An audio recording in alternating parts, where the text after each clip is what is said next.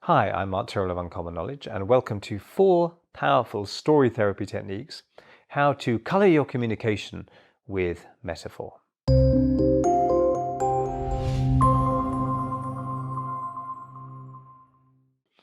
Just recently, I've received several intriguingly similar emails from regular users of our downloads at hypnosisdownloads.com. And the correspondents have been curious about why we often include stories in the hypnosis part of our downloads. Okay. A common question has been something like, what's the point of that story? What does it mean? Okay. Now, once you really understand the power of stories and why they're used by psychotherapists, hypnotherapists, business trainers, and people inspirers of all kinds, then I hope you'll use them more too, so you can ramp up the power of your communication. The beauty and wonder of stories is that they have an almost magical capacity to break through our prejudices, our preconceived ideas, our hidden assumptions and emotional limitations, and contact a deeper part within us, the part of us that responds to metaphor and patterns. Now, before I expand on this, a word or two of warning. And that warning is how to kill a good story, or how to avoid killing a good story. If you want to stop a story from truly working its magic, you can do one of two things. You can try to analyze it very consciously in order to work out what it means, or you can try to see the point or understand the punchline. And there's a story about the dangers of sapping the life out of a story through over-analysis. Okay. And this story is as follows. A curious boy, a would-be scientist, who was used to thinking in straight lines, captured a fly to study and immediately started to pull the fly apart. And very soon the boy had a pair of wings, a head, some legs, and a body, all spread out on a table in front of him. But he couldn't help but wonder where the fly itself had gone. Just as pulling the fly apart caused the life of the fly, the flyness, you might say, to go out of the fly, so too unpicking a story can in some cases block its capacity to work unconsciously within you to its maximum effect. The hidden power of stories. The best stories are multifaceted and, like an onion, have multiple layers of meaning depending on the state of the listener's or the reader's mind. You don't always exhaust a story on the first encounter. I've often noticed that repeated readings or hearings of the same story over years can reveal more and more hidden meanings and depths.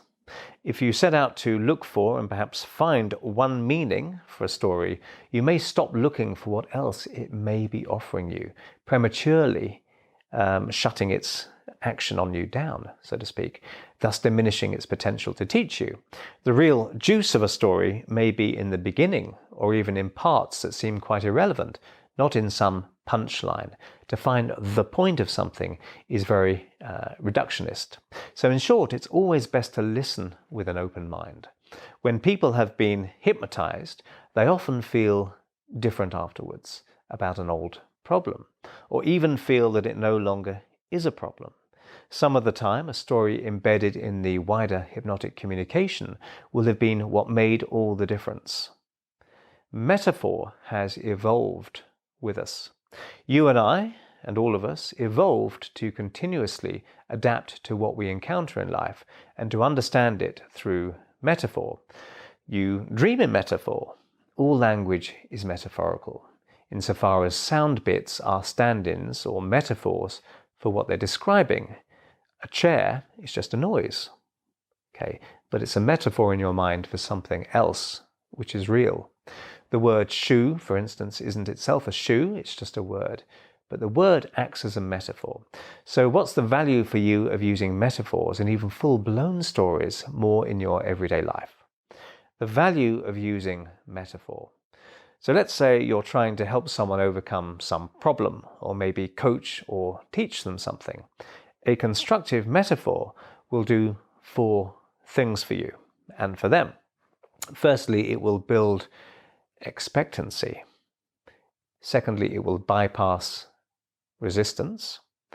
It will maintain autonomy, and it will offer a new perspective, or perhaps many new perspectives. So here are the 4 powerful story therapy techniques. Number 1, building expectancy. A good metaphor will build a sense of expectation in the person that you're talking with, that his or her problem can be solved, or at least seen in fresh ways. So metaphors which are hopeful engender hope. Number 2, bypassing resistance. We're all naturally resistant to change, some of us more than others. Stories, anecdotes, and even seemingly throwaway metaphors can be used in such a way as to maximize the chances that the ideas you're suggesting will be accepted. For example, if a smoker is firmly wedded to the idea that they have a so-called addictive personality, and this bias leads them to feel that quitting will be very hard or even impossible, I might suggest that smoking is like a relationship with an abusive partner, in which the thought of leaving that abusive partner may be very daunting, especially at first, in spite of the abuse. But once you do leave them and they're no longer pushing you around, you wonder why on earth you didn't leave years before. So this kind of metaphor offers hope and gives the person a new, less limiting way of looking at their situation or problem. Next, we have maintaining autonomy. It's important to all of us to feel that we have some autonomy and control over our own lives. People generally don't like being directly told what to do, even if the person telling them what to do has their best interests at heart. An anecdote or a metaphor or story is a way of offering an idea or advice without seeming to do so. It can be accepted or rejected without the person even noticing that you've given them a new way of seeing the situation or problem. It can be received by the unconscious mind.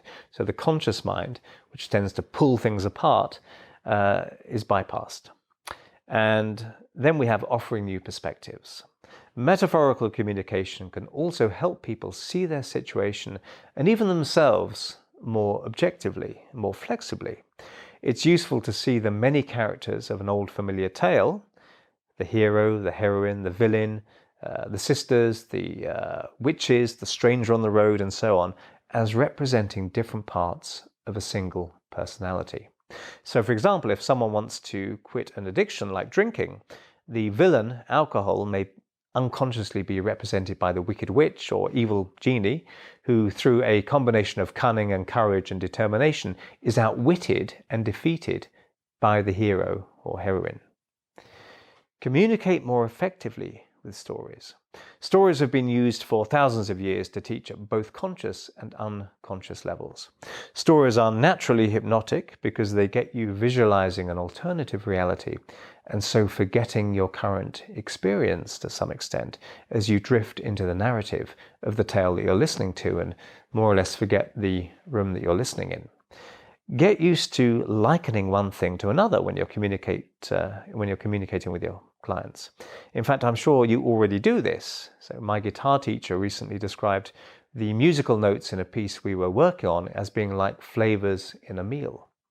If we put in too much of one spice or herb, other flavors can be blocked out. And this was a nice way of embedding in my mind what he was trying to teach me from a musical point of view. Read plenty of traditional stories with an open mind and let them work within you without trying too hard to consciously digest them or to pick them apart consciously. Remember the poor fly. And you can even start telling stories during conversation, not necessarily lengthy ones, but just stories that proffer a wider or new, more healthy perspective. I once worked with a client who was very lonely and had got into a relationship with a man who treated her really badly. And she kept telling me how stupid she was for going out with this guy. And I reminded her that she'd been lonely. And then I said something to the effect that, it reminds me, I said to her, of a story I once heard about a man who was driving through a scorching desert when his car broke down. In the end, he got so desperately thirsty that he began to drink the fuel from the petrol tank of his car. And she got the point that it was her loneliness that had driven her to start a relationship with such an unsuitable person, and that when we're desperate for a need to be completed, then we may do the equivalent of drinking poison.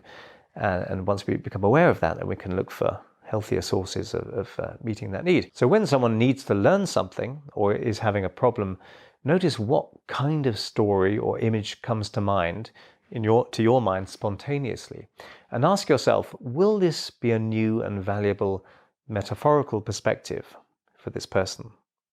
People like stories, so the more you use while taking care to avoid being too long-winded, the more entertaining people will find you, and more crucially, the more you'll inspire, persuade, and be able to teach people. So I hope you found that useful, and if you did, please hit like and subscribe. And if you want to hear when my next video is published, hit the notification bell below. I'm Mark Tyrrell of Uncommon Knowledge, and if you'd like to subscribe to my email newsletter, you can find it over at unk.com/blog. That's unk.com/blog, and thanks for watching.